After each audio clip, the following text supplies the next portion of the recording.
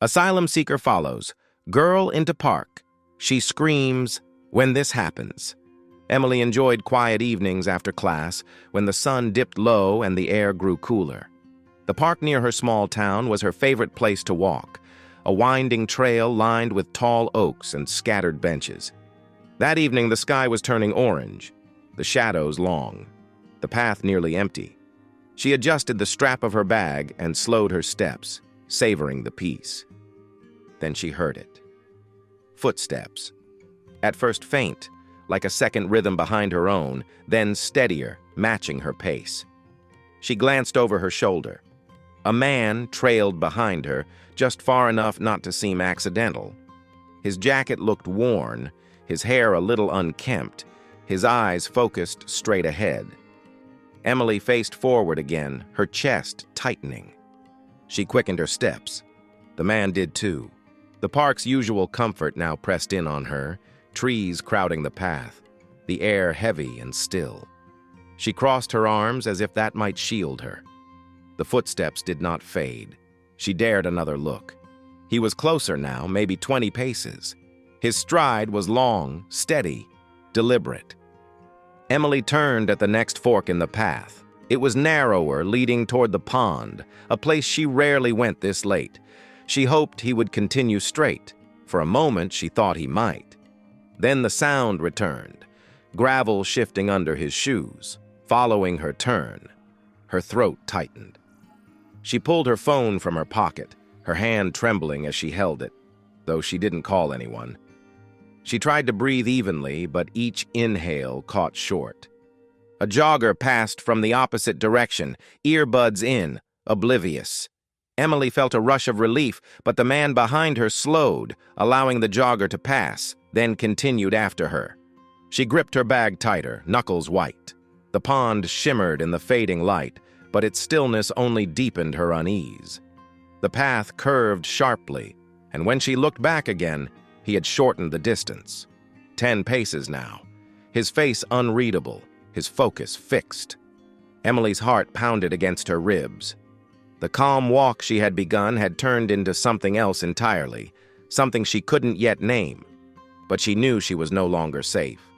Emily's steps grew quicker, the gravel crunching louder beneath her shoes. The park that once felt like a safe retreat now seemed endless, each turn of the path drawing her deeper into silence. She tried not to look back, but the sound of his stride never faded. Her breath caught in her throat. She clutched her phone so tightly, her fingers ached. The man's shadow stretched longer in the fading light, moving in rhythm with her own. When she shifted her pace, his shifted too. When she slowed, he slowed. Emily's mind flashed with images from the news. Women warned to stay alert, stories of strangers approaching in quiet places. Her pulse hammered harder.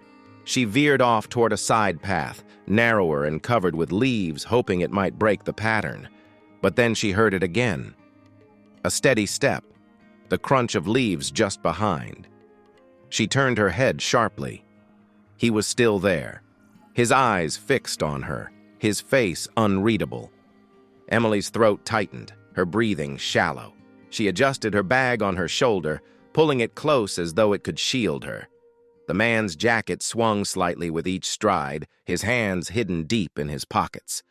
A couple walked past them from the opposite direction, talking quietly to one another.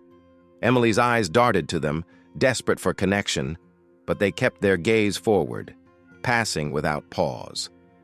Once they were gone, the silence returned heavier than before.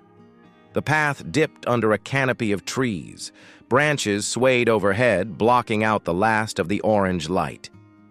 Emily felt the ground uneven beneath her shoes, her steps clumsy as she hurried forward. Behind her came a sharp crack, wood snapping underfoot. The sound shot through her like an electric jolt. She stumbled, caught her balance, and glanced back. The man was closer than before, his gaze steady, his face still blank. His presence filled the space between them, his footsteps pushing against every ounce of calm she had left. Her heartbeat drowned out the rustle of leaves. The path ahead twisted out of sight, but she no longer cared where it led. All that mattered was the shadow behind her that refused to disappear. Emily's breath quickened, shallow and uneven, as the footsteps pressed closer. The quiet evening walk had turned into a race she hadn't agreed to run. The air grew heavier with every step, the trees on either side closing in like walls. She tightened her grip on her bag and broke into a jog. The sound behind her grew louder. He was following. She didn't need to look. She felt it in the rhythm of his chase. Her shoes slapped the path, her hair clung to her damp face, her pulse pounded in her ears. Branches brushed her arms as she darted along the twisting trail. She tried to lose him at a curve, but when she glanced back, he was still there, his stride longer now, his eyes locked on her. Fear surged through her chest, hot and sharp. She gasped, the sound tearing out of her throat before she could stop it. Then came the words, breaking free, rising higher with each breath. Help. Her voice cracked at first, thin and desperate, but then it grew, fierce and frantic, filling the air. Help! Somebody help me! The cries echoed through the trees, bouncing back as if the park itself was calling with her. Birds burst from the branches, wings thrashing, startled by the sound. She stumbled, caught herself, and screamed again, louder this time. The word ripped out of her, carried by terror, carried by the certainty that he was almost upon her. The man halted for an instant, his body stiff, his face stricken by the sound of her cry. His hands rose slowly, palms open, as if warding off the very force of her voice. Emily's chest heaved, her throat raw from the shouts. She backed away, her shoes scraping the gravel, never letting her eyes leave him. She expected him to lunge, to close the space in an instant. But he didn't. He only stood there, frozen in the half-light, lips moving with words she could not yet understand, his voice broken, too soft to carry over her own pounding heartbeat. The distance between them remained, yet the fear pressed closer than ever. Emily's cries still echoed in her own ears as she stumbled backward, her throat raw. Her arms trembled, her phone shaking in her hand. The man did not rush her. He did not step forward. Instead, he lowered his head slightly, his hands still raised in the dim light, fingers spread wide. "No hurt," he said. His voice cracked, the words broken, heavy with an accent she could barely place. "No hurt. Please. Listen." Emily's body stayed tense, but her eyes narrowed, confusion mixing with fear. The words were clumsy, but the tone was not sharp. It was pleading. The man took a slow step back, not forward.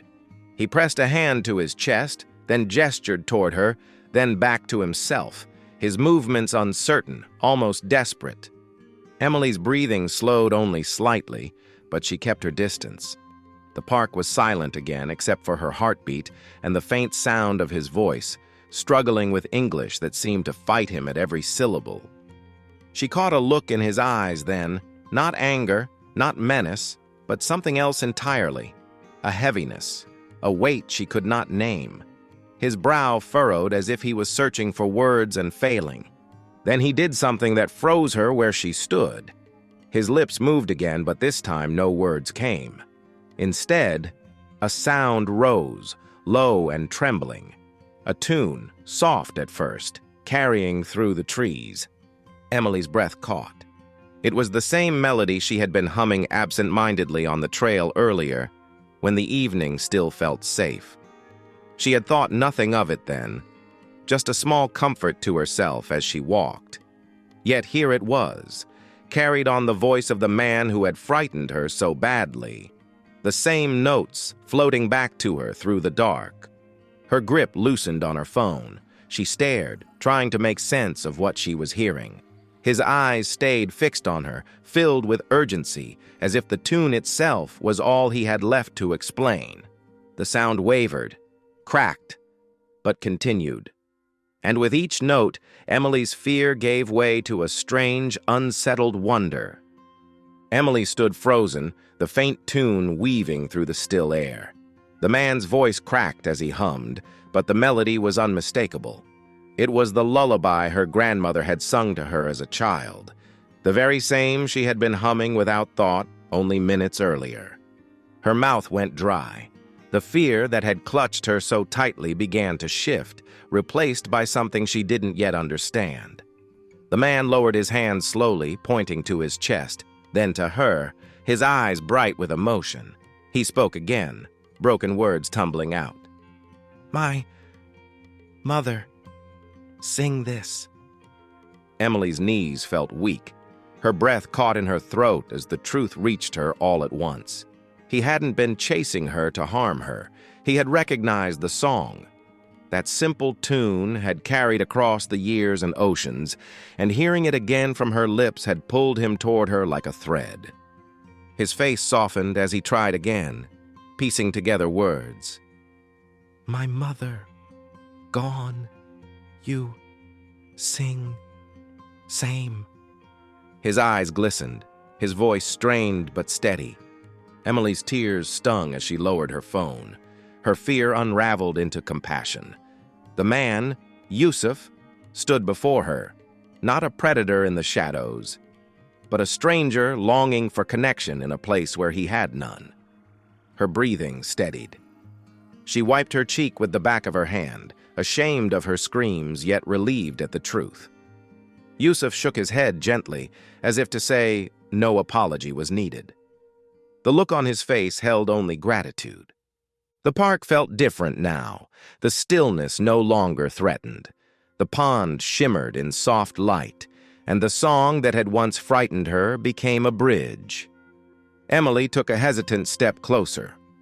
Yusuf gave the smallest nod, his lips still humming, softer now, almost reverent. She listened, letting the familiar notes wash over her, notes that carried both her childhood and his memory of home. What had begun with terror ended with understanding.